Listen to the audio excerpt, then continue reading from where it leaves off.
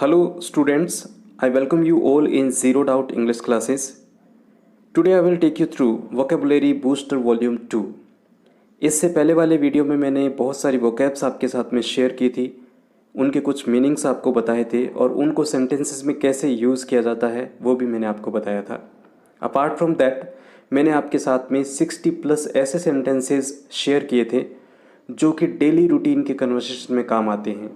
इस वीडियो में भी मैं आपके साथ में कुछ वोकैब्स और उनकी ट्रिक्स है वो आपके साथ में शेयर करूंगा और आपको ये बताऊंगा कि उनको कैसे याद रखा जाता है. और अपार्ट फ्रॉम दैट कुछ सेंटेंसेस भी मैं इस वीडियो में आपको बताऊंगा. So let's start this video. First word is dynamic. Dynamic का जो मीनिंग होता है वो होता है स्फूर्त या गतिशील. बहुत ही ज़्यादा जो एनर्जेटिक होता है उसको अपने डायनेमिक बोलते हैं. इस वर्ड को जो याद रखने का तरीका है या ट्रिक है वो महारानी डायना थी. वो बहुत ही ज़्यादा एनर्जेटिक वे में बोला करती थी. उनसे कनेक्ट करके इस वर्ड को अपने याद रख सकते हैं. अगर आपको इसको वर्ड को यूज़ करना है एक सेंटेंस के अंदर तो आप इसको इस तरीके से यूज़ कर सकते हो. He is a dynamic speaker. अब यहाँ पे क्या है कि ही की जगह आप किसी ऐसे स्पीकर को भी ले सकते हो जिसको आप बहुत अच्छा मानते हो. जैसे कि अपने एक एग्जाम्पल ले लेते हैं हमारे प्राइम मिनिस्टर का कि Narendra Modi is a dynamic speaker.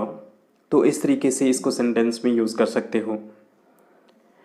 इस तरीके के बहुत सारे सेंटेंसेस है वो आप बना सकते हो और इस वर्ड को आप अपनी टंग पे भी ला सकते हो. सेकंड वर्ड है हेरी. हेरी का मतलब होता है सताना, किसी को परेशान करना, तंग करना. ठीक है, प्रोसिक्यूट करना, पेस्टर करना, ये सारे के सारे इसके सिनोनिम हैं. इसको याद रखने का जो तरीका है वो हैरी पॉटर मूवी के अंदर हैरी नाम का एक कैरेक्टर होता है जो वहाँ गुंडों को बहुत ज़्यादा सताता है या तंग करता है. उससे इस वर्ड को कनेक्ट करके अपने याद रख सकते हैं. आप इसको सेंटेंस में कैसे यूज़ करोगे? He was harried by constant doubts. ये क्या है कि आप स्टूडेंट हो, आपको बहुत सारे डाउट्स आते हैं तो वो आपको क्या करते हैं, वो आपको हैरी करते हैं, पेस्टर करते हैं या आपको प्रोसिक्यूट करते हैं. नेक्स्ट वर्ड है ग्रैपल. ग्रैपल का मतलब होता है हाथापाई हो जाना, यानी छीना झपटी जो होती है उसको बोलते हैं.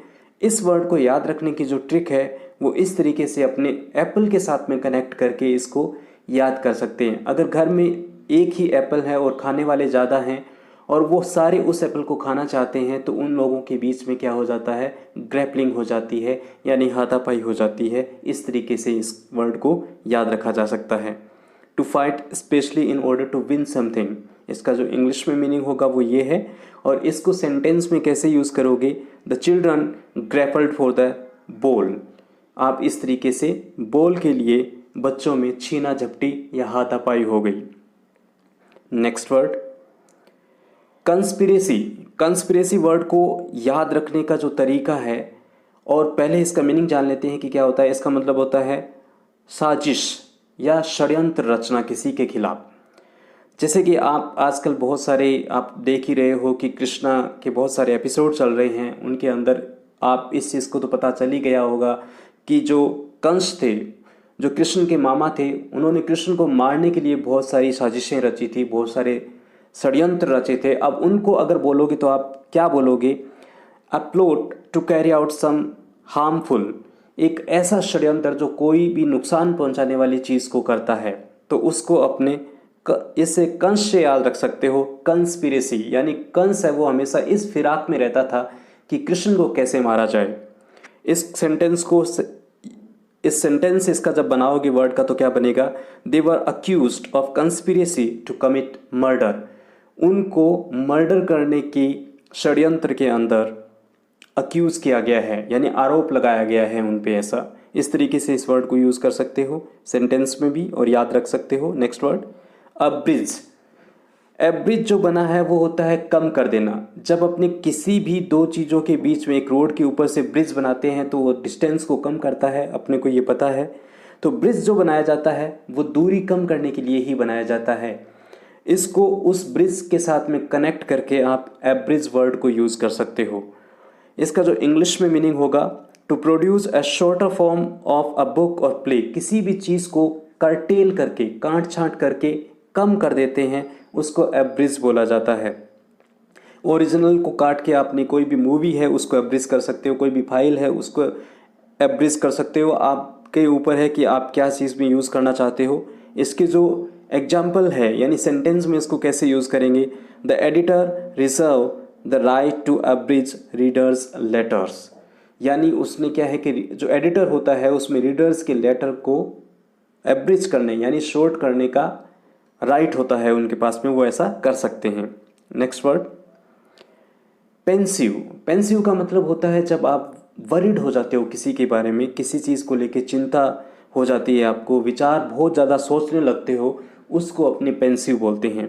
डीपली और सीरियसली थॉटफुल, इस चीज़ को याद रखने की जो ट्रिक है वो कैसे होगी, कई बार जब एग्ज़ाम में क्या होता है कि अपने को कोई भी क्वेश्चन नहीं आता है तो नॉर्मली अपने पेंसिव मूड में चले जाते हैं और जो पेन होता है उसका बैक साइड जो होता है उसको अपने माउथ के अंदर लेके अपने सोचने लगते हैं। तो पेन से इसको कनेक्ट करके आप पेंसिव वर्ड को यूज़ कर सकते हो। She became withdrawn and pensive hardly speaking to anyone, वो बिल्कुल एकदम विड्रोन का मतलब अलग अलग रहने लगी और बहुत ज़्यादा सोच विचार करने लग गई और किसी से मुश्किल से किसी से बोलती थी। इस तरीके से आप क्या है कि इस वर्ड को बहुत सारे और जगह भी यूज़ कर सकते हो। वैनिश, वैनिश का मतलब होता है गायब हो जाना। वैनिश तो मेरे ख्याल से आपके घर में भी ब्रांड यूज़ किया होगा, अपने सर्दियों के अंदर अपने यूज़ करते हैं इसको, या कई सर्दियों की कोई ज़रूरत नहीं है, बहुत सारे कहीं पे भी यूज़ कर सकते हो। जब दाग धब्बे लग जाते हैं कपड़ों पे तब वैनिश मंगाया जाता है, आप उस तरीके से वैनिश वर्ड को कपड़े जब धोते हैं तो उस पर जो दाग लगे रहते हैं उनको गायब करने के लिए ही यूज़ किया जाता है। इसलिए जो वैनिश वर्ड है उसका मतलब होता है गायब हो जाना, बिकम इनविजिबल और अननोटिसेबल।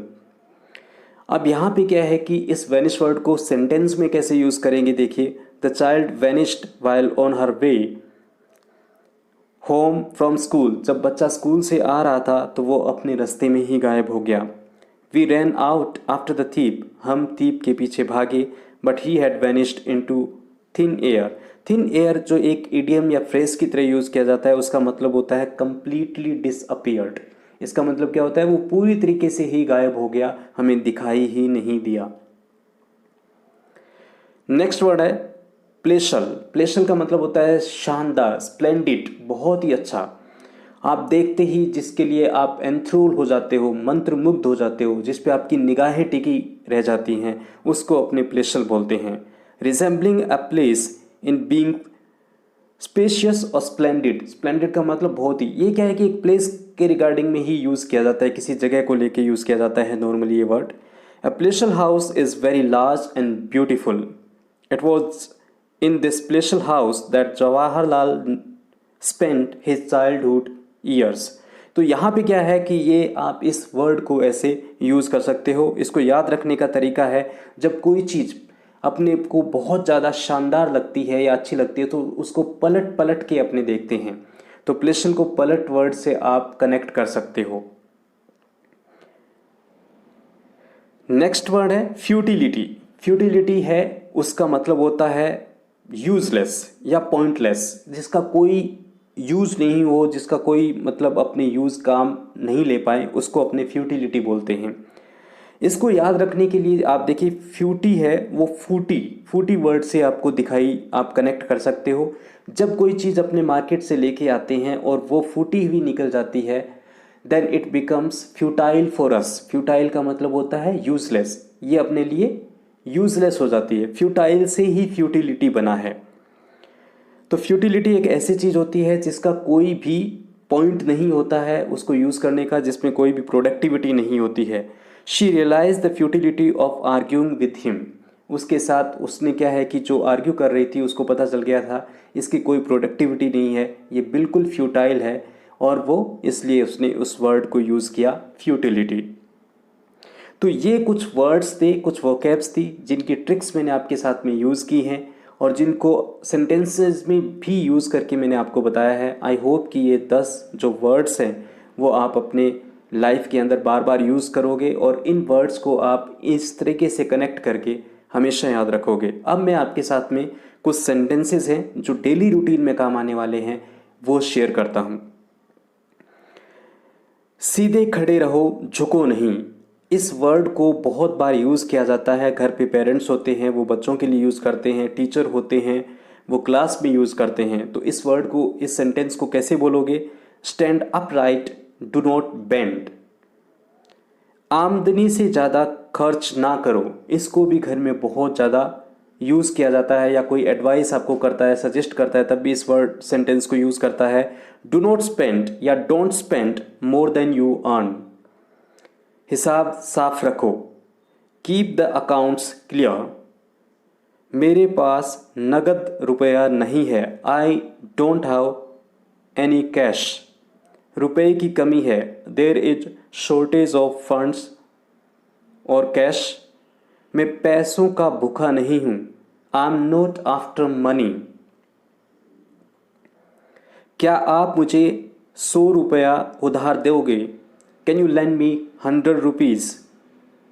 अपनी आदतें सुधारो। मेंड योर वेज। जितना हो सके साफ लिखो।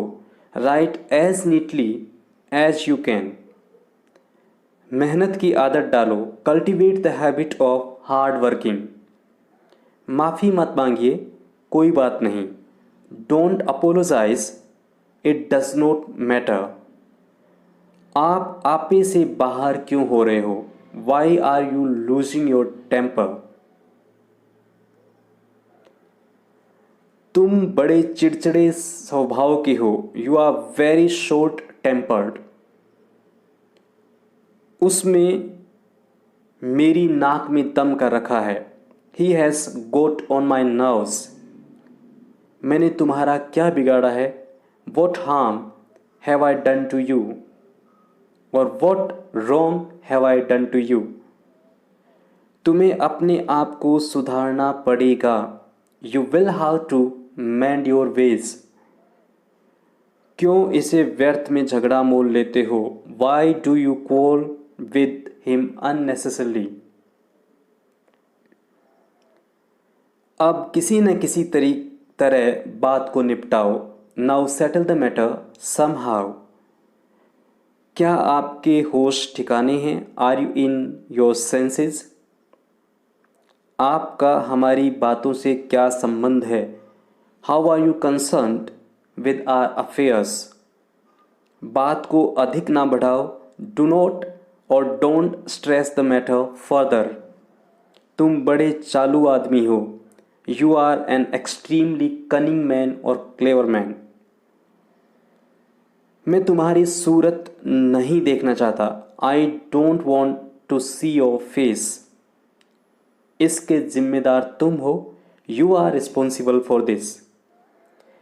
हमें किसी चीज़ की कमी नहीं है। We lack nothing. क्यों गला फाड़ के चिल्ला रहे हो? Why are you shouting at the top of your voice? मुझे बहुत सी बातें करनी है। I have a lot to talk about. तो ये कुछ सेंटेंसेस थे जो आप अपनी डेली रूटीन के कन्वर्सेशन में यूज़ कर सकते हो। और ये वीडियो आई थिंक आपके लिए बहुत ज़्यादा प्रोडक्टिव रहा होगा और आपने बहुत कुछ इससे सीखा होगा, मैं ऐसी उम्मीद करता हूँ। आपसे अगेन मैं एक रिक्वेस्ट कर रहा हूँ, प्लीज़ इस वीडियो को अपने दोस्तों के बीच में शेयर कीजिए, सब्सक्राइब कीजिए, लाइक कीजिए, कमेंट कीजिए। यही मेरा मोटिवेशन है। Thank you very much. Thanks a lot.